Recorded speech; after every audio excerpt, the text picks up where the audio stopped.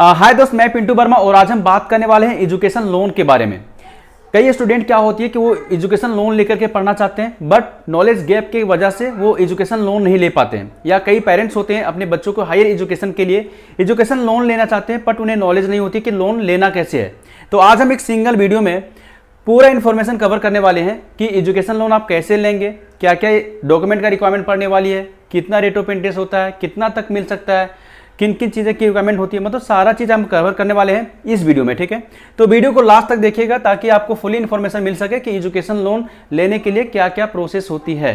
ठीक है, और अगर आप चैनल पे नए हैं तो चैनल को सब्सक्राइब कर लीजिए, लाइक कीजिए वीडियो को और दोस्तों के साथ शेयर कीजिए ताकि और भी हम अच्छे कंटेंट बना सके। ठीक है, तो चलिए देखते हैं हम लोग कि एजुकेशन लोन लेने के लिए क्या क्या रिक्वायरमेंट होती है। तो पहला क्या है, एलिजिबिलिटी। एलिजिबिलिटी मतलब कहने का मतलब योग्यता क्या होनी चाहिए। सबसे पहला क्या है कि भारतीय नागरिक होना चाहिए। सबसे पहला भारतीय नागरिक होना चाहिए और साथ में जिस कॉलेज में आप एडमिशन लेना चाह रहे हैं वो एक वैलिड कॉलेज होना चाहिए। कोई भी कॉलेज पे आपको एजुकेशन लोन नहीं मिल पाएगी, एक वैलिड कॉलेज होना चाहिए जिससे आपको एजुकेशन लोन मिल सकती है। ठीक है, दूसरा क्या है कि कोर्सेज कौन कौन से कवर की जाती है। इसमें हायर एजुकेशन के लिए ही आपको कवर की जाती है, आप 10-12 के लिए नहीं होती है। जैसे कि आप अगर इंजीनियरिंग करना चाह रहे हैं या फिर MBA करना चाह रहे हैं या फिर लॉ करना चाह रहे हैं, हायर एजुकेशन के लिए आपको यहाँ पे लोन मिलती है। छोटा जो भी कोर्स होता है उसके लिए नहीं मिलती है। ठीक है, और भी बहुत सारा कोर्स होते हैं, आप एक बार देख लीजिएगा। लेकिन क्या है कि कोर्सेज जो होती है कवर्ड वो हायर एजुकेशन के लिए होती है। ठीक है, तो पहला क्या है, इंडियन सिटीजन होना चाहिए। दूसरी में वैलिड कॉलेज होना चाहिए। और कॉलेज मतलब कोर्स कौन कौन सा कवर की जाएगी, तो हायर एजुकेशन के लिए जैसे इंजीनियरिंग हो गया, MBA हो गया, लॉ हो गया, ये सब आपको कवर की जाएगी। ठीक है, तीसरा पॉइंट क्या है कि लोन अमाउंट। तो लोन अमाउंट कितना तक मिल सकता है। अगर आप भारत में पढ़ना चाहते हैं, अगर आप इंडिया में रह करके पढ़ना चाहते हैं तो इंडिया में यहाँ पे लगभग 4 लाख रुपए से लेकर के 10 लाख रुपए तक आपको लोन दी जाती है।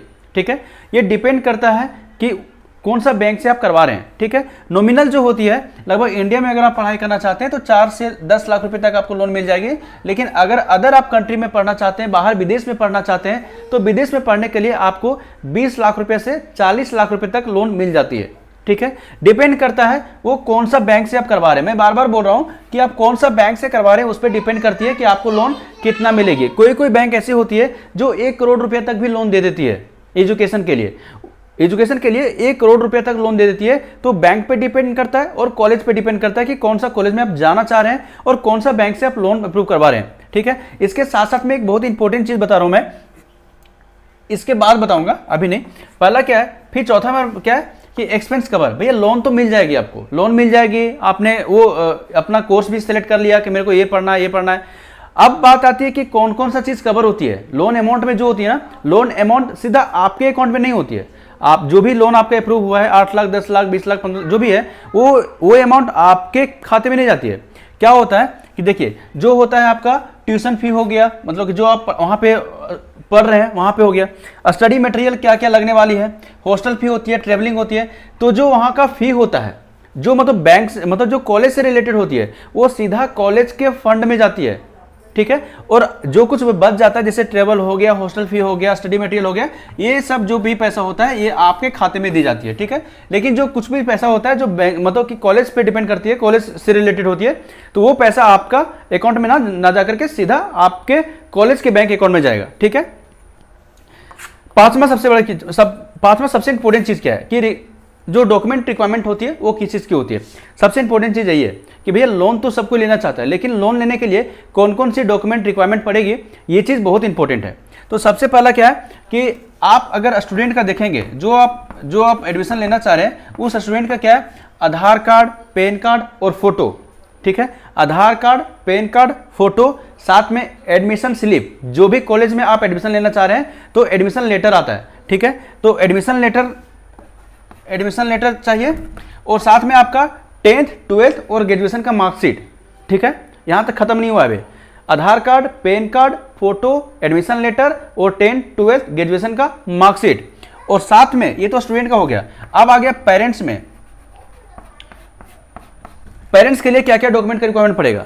तो पेरेंट्स के लिए क्या है, पहला आधार कार्ड, पैन कार्ड, प्रूफ जो एड्रेस प्रूफ होता है। और दूसरी सबसे इंपॉर्टेंट चीज क्या है कि अगर वो जॉब करते हैं प्राइवेट सेक्टर में या फिर गवर्नमेंट सेक्टर में तो पे स्लिप चाहिए। अगर वो बिजनेस करते हैं तो ITR चाहिए, इनकम टैक्स रिटर्न फाइल। ये दोनों ये दोनों पे भी डिपेंड करता है, मैंने आपको बताया था ना कि ये चीज बताऊंगा, तो ये दोनों पे डिपेंड करता है कि जो आपके पेरेंट्स का इनकम है उस इनकम पे भी डिपेंड करता है कि आपकी एजुकेशन लोन हो पाएगी या नहीं हो पाएगी। अगर आप जॉब अगर आपके पेरेंट्स जॉब करते हैं तो जॉब में आपको पे स्लिप दिखाना पड़ता है, ठीक है, और अगर आपके पेरेंट्स आपका बिजनेस करते हैं तो आईटीआर दिखाना पड़ता है। इससे शो होता है कि आपके फैमिली मेंबर में आपके पेरेंट्स इतना इनकम कर रहे हैं। आईटीआर करने मतलब क्या, इनकम टैक्स रिटर्न फाइल आप करते हैं तो मेरा मतलब कि बोलते हैं क्या कि एनुअल मेरा इतना का इनकम है, तो इनकम शो करना होता है, ठीक है। तो यहाँ पे डॉक्यूमेंट क्लियर हो गया आपका स्टूडेंट के लिए Aadhaar card, PAN card, photo, admission letter, साथ में 10th 12th ग्रेजुएशन का मार्कशीट, पेरेंट्स का क्या चाहिए, एड्रेस प्रूफ चाहिए, डॉक्यूमेंट चाहिए, और साथ में क्या चाहिए, साथ में चाहिए उनका पे स्लिप अगर जॉब करते हैं तो, अगर जॉब नहीं करते बिजनेस करते हैं तो आईटीआर, और साथ ही में स्टेटमेंट चाहिए, बैंक स्टेटमेंट चाहिए उनका, किनका, आपके पेरेंट्स का बैंक स्टेटमेंट चाहिए, ठीक है। तो ये पॉइंट क्लियर हो गया आपका कि डॉक्यूमेंट रिक्वायरमेंट क्या क्या है, ये चीज क्लियर हो गया। अब आते हैं छठा पे क्या है, लोन प्रोसेस क्या है। तो इतना सब होने के बाद लोन प्रोसेस क्या है ना कि आप लोन अप्रूव नहीं कर पाएंगे। क्या है, डॉक्यूमेंट सारा कलेक्ट करने के बाद जो भी बैंक लगता है कि यहां से हमें लोन करना चाहिए, बहुत सारे बैंक है, एसबीआई हो गया, पंजाब नेशनल बैंक हो गया, एचडीएफसी बैंक हो गया, और भी बहुत सारे बैंक हैं जो लोन एजुकेशन लोन करते हैं। तो वहां पे जाइए, डॉक्यूमेंट सबमिट कीजिए, डॉक्यूमेंट सबमिट करने के बाद प्रोसेस किए जाएंगे। प्रोसेस होने के बाद शायद 1 वीक के अंतर्गत आपको इन्फॉर्म किया जाएगा कि हाँ आपका लोन का प्रोसेस हो चुका है या फिर रिजेक्ट हो गया। रिजेक्ट होने के भी बहुत सारे कारण होते हैं, जैसे कि आपके पेरेंट्स पे बहुत ज़्यादा लोन चल रहा है, या फिर सिविल स्कोर सही नहीं है, या फिर कुछ जैसे कि कुछ आप लोन लिए हुए हैं और उसका सही से आप किस्तें जमा नहीं कर पा रहे हैं। तो बहुत सारा चीज़ होता है जिससे लोन रिजेक्ट भी होता है। तो कोशिश कीजिए, देख लीजिए कि आपका क्या क्या चीज़ है, ठीक है। और विद इन 1 वीक के अंतर्गत अगर आपका लोन कंफर्म हो जाती है तो आपको इन्फॉर्म कर दी जाती है कि हाँ भैया आपका चलो लोन क्लियर हो गया है, आप आकर के आगे प्रोसेस कर लीजिए, ठीक है। इसमें आपका कोई रोल नहीं होता है। आपका क्या होता है, आप डॉक्यूमेंट जमा करके आप सबमिट करते हैं बैंक को, बैंक फिर आपको बैंक प्रोसेस करके फिर आपको इन्फॉर्म करती है, ठीक है। तो लोन का प्रोसेस यही है आपका। सातवां क्या है, इंटरेस्ट रेट। सबसे इंपॉर्टेंट चीज क्या है, इंटरेस्ट रेट वेरी करता है, डिपेंड करता है कि कौन सा बैंक से आप लोन ले रहे हैं। अगर सरकारी बैंक से आप लोन लेते हैं तो मे भी शायद थोड़ा कम लगेगा, और अगर आप प्राइवेट बैंक से करते हैं तो थोड़ा सा ज़्यादा लग सकता है, आगे पीछे हो सकता है। लेकिन नॉमिनल देखा गया कि लगभग बराबर होगा, लेकिन थोड़ा सा 19-20 1%, 0.5% या तो फिर 1.5% के आसपास में फर्क होता है। लेकिन ये एवरेज में 8% से लेकर के 12% के बीच में होता है आपका एजुकेशन लोन, ठीक है। ये डिपेंड करता है बैंक के ऊपर कि कौन सा बैंक से आप प्रोसेस करवा रहे हैं, ठीक है। आठवां क्या है, रीपेमेंट। भैया आपने लोन तो ले लिया, लोन लेने के बाद आपको रीपेमेंट करना होगा। तो बहुत सारे दिमाग में क्वेश्चन आता है, बहुत सारे क्वेश्चन स्टूडेंट के दिमाग में क्वेश्चन आता है कि भैया लोन लेने के बाद क्या है कि जॉब लगे या ना लगे, या फिर स्टडी के दौरान ही तो आपको ईएमआई नहीं देना पड़ेगा ना। तो ऐसा कुछ नहीं है। जो भी आप लोन लेते हैं, लोन आप भरते हैं, कॉलेज में जा रही है पैसा, आफ्टर 6 मंथ जब भी आपकी जॉब लगती है, प्लेसमेंट होती है ना, मतलब इतना दिन का होता है कि चलो एमबीए कर रहे हैं या फिर बीटेक कर रहे हैं, तो सबका एक ड्यूरेशन होता है। तो इतना ड्यूरेशन के बाद अगर आपको जॉब लगती है तो जॉब लगने के बाद 6 से 12 महीना के बाद आपके पास 6 से 12 महीना के बाद आपके टाइम मिलता है कि आपको इतना पैसा जमा करना होता है, आपके ईएमआई का चालू हो जाता है। कब, मतलब जॉब लगने के बाद, ऐसा नहीं कि जॉब लगने के पहले, जॉब लगने के बाद आपके पास 6 से 12 महीना का टाइम मिलता है, ठीक है। तो 8वां पॉइंट मैंने क्लियर कर लिया, रीपेमेंट कब करना है, तो आपको जॉब लगने के बाद 6 से 12 महीना के बीच में। सबसे एक और चीज क्या है कि क्या कोई गवर्नमेंट स्कीम है क्या जहां से कुछ बेनिफिट मिल सकती है। तो हाँ, एक गवर्नमेंट स्कीम है जो है विद्या लक्ष्मी पोर्टल। यहाँ पे हर बैंक के लिए आप अप्लाई कर सकते हैं। यहाँ पे दिख रहा है, दिख नहीं रहा होगा तो इधर बोल देते हैं, ठीक है। ये विद्या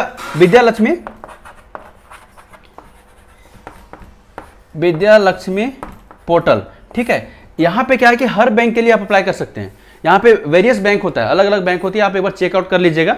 यहाँ पे हर बैंक का लोन आप प्रोसेस कर सकते हैं और वहाँ से भी आप अप्लाई कर सकते हैं, ठीक है।